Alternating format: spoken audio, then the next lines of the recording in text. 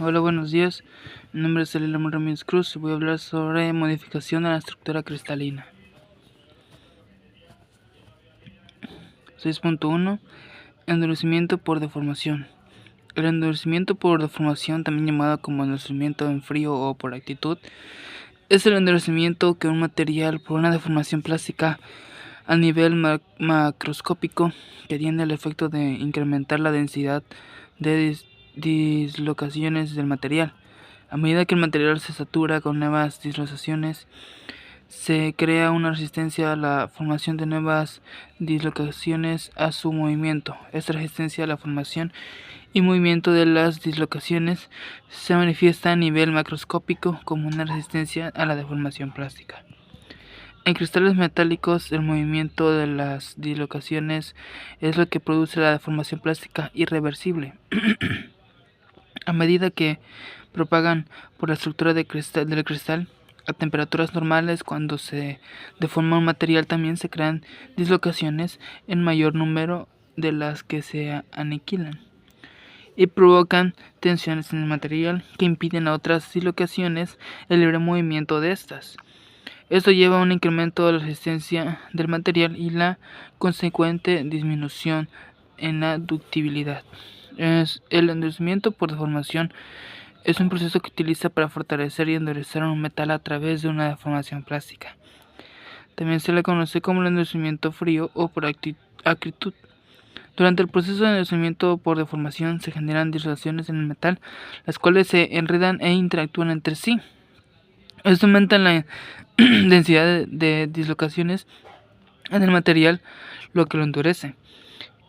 El endurecimiento es un proceso que utiliza en diversas aplicaciones de ingeniería como armazones de asiento, hebillas, cinturones de seguridad, herramientas de mano, piezas que pueden soportar cargas grandes como tuercas, tornillos, soportes, cadenas, clavos y ganchos.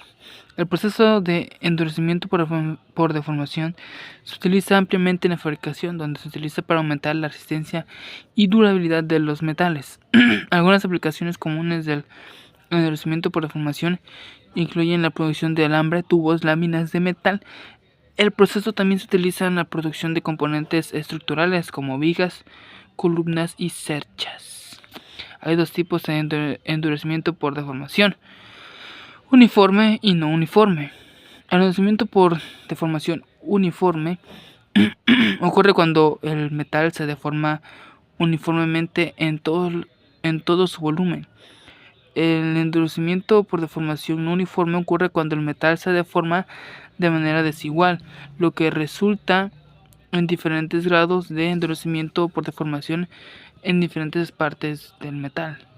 El endurecimiento por trabajo, también conocido como trabajo en frío, es el mecanismo más común de endurecimiento por deformación. Ocurre cuando un metal se deforma a una temperatura inferior a su inferior temperatura de recristalización. Durante este proceso se crean dislocaciones que se mueven a través del metal, haciendo que se vuelva más duro y fuerte. La cantidad de endurecimiento por trabajo que se produce depende de varios factores, incluida la cantidad de deformación, el tipo de metal y la temperatura a la que produce la deformación. La recuperación dinámica de un mecanismo de endurecimiento por deformación que se produce durante la deformación a temperaturas más altas implica un movimiento de dislocaciones, lo que da como resultado la deformación de subgranos dentro del metal.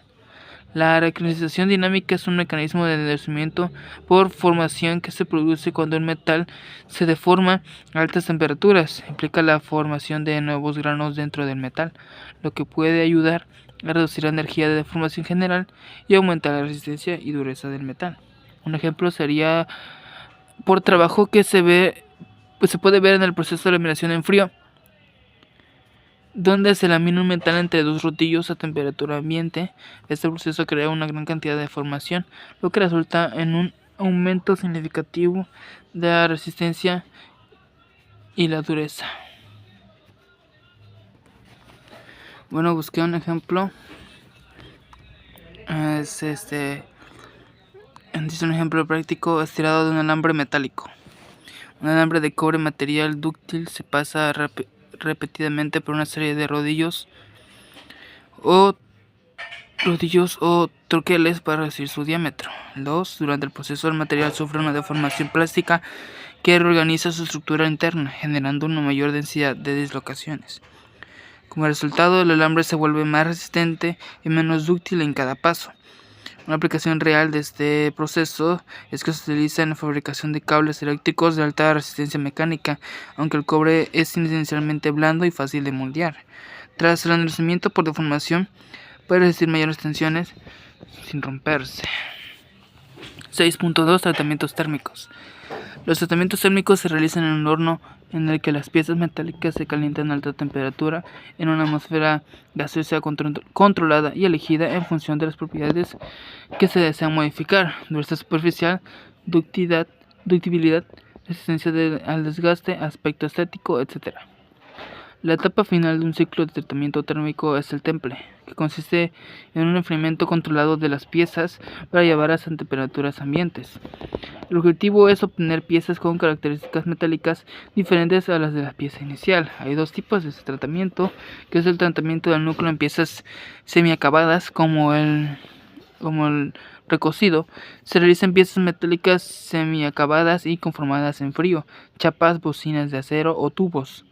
Su objetivo es aumentar la ductibilidad del metal en todo el material, superficie y núcleo, para poder trabajarlo y obtenerlo la pieza acabada. Tratamientos de endurecimiento superficial como la cementación seguida de temple y revenido, la nituración, etc. Se realizan las piezas acabadas para modificar sus cualidades superficiales y sus propiedades mecánicas como la dureza, la resistencia a la corrosión y al desgaste. También existen tratamientos de endurecimiento a baja temperatura que utilizan nitrógeno líquido como celdas criogénicas. Desde la temperatura puede descender hasta 150 grados Celsius. Esos tratamientos se aplican a piezas críticas por las industrias aeronáutica, espacial y en alta precisión, antes de ser integradas a estructuras complejas como un avión o un satélite. Las piezas deben ser tratadas para garantizar la transformación de la austenita residual, fase más blanda, en martensita, fase más dura. Esto se aumenta su dureza y también se elimina el riesgo de variación dimensional durante su uso. Por ejemplo, un avión que cambia con regularidad de la temperatura del suelo a temperatura de altitud. Un ejemplo que investigué de tratamiento térmico es el proceso de templado del acero. Dice, sus pasos son el calentamiento. El acero se calienta por encima de su temperatura crítica, aproximadamente 800-950 grados Celsius, dependiendo del tipo de acero, para transformar su estructura cristalina en austenita. 2. Enfriamiento rápido. Enfriamiento brusco. Luego se enfría rápidamente sumergiéndolo en agua, aceite o incluso aire. Esto provoca la formación de martensita, una fase muy dura y frágil. Revenido, eso es opcional, dice aquí, para mejorar la ductibilidad y reducir la fragilidad. El acero puede ser calentado nuevamente a una temperatura más baja, aproximadamente 200 a 600 grados Celsius, y luego enfriando lentamente. Este paso ajusta las propiedades mecánicas del material. Un ejemplo práctico es en la fabricación de herramientas como cuchillos, martillos o sierras. El acero se somete a un templado para hacerlo suficientemente duro como para resistir el desgaste, pero también se utiliza el revenido para evitar que sea demasiado frágil. Tratamientos químicos. Hay que tener en cuenta que el tamaño de partículas disueltas en el agua es muy variado, de forma que hay partículas muy finas de naturaleza coloidal que suponen una parte muy importante de la contaminación del agua. Para este tipo de partículas tienen una gran estabilidad al agua, se aplican los tratamientos físico-químicos. El objetivo de este tratamiento es modificar las propiedades físicas de las partículas contaminantes mediante la acción de productos químicos, coagulantes y floculantes para facilitar la deformación, flóculos y posterior separación o eliminación del agua. El proceso consta de dos etapas: coagulación y floculación. Mediante el uso de productos químicos que destabilizan los coloides y aumentan su tamaño. Posteriormente, tras un proceso de coagulación, se facilita la formación de coágulos. A ver, permíteme aquí. No tuve un error, pero ya encontré. Dice: los tratamientos químicos son procesos que modifican las propiedades superficiales o internas de un material, generalmente metales, mediante la aplicación de sustancias químicas.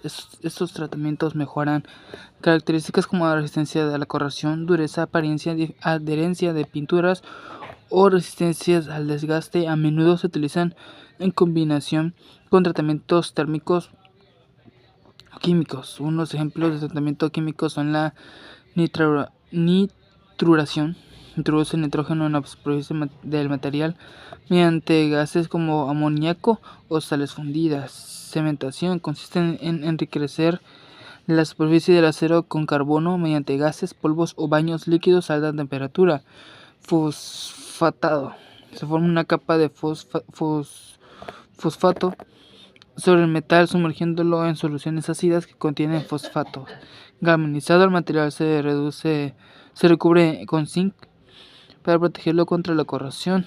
Anodizado para aluminio, se crea una capa de óxido en la superficie del aluminio mediante un proceso electroquímico. Ejemplo: galvanizado de una viga de acero destinada a exteriores asegura que sea resistente a la oxidación y pueda soportar condiciones ambientales adversas durante largos periodos.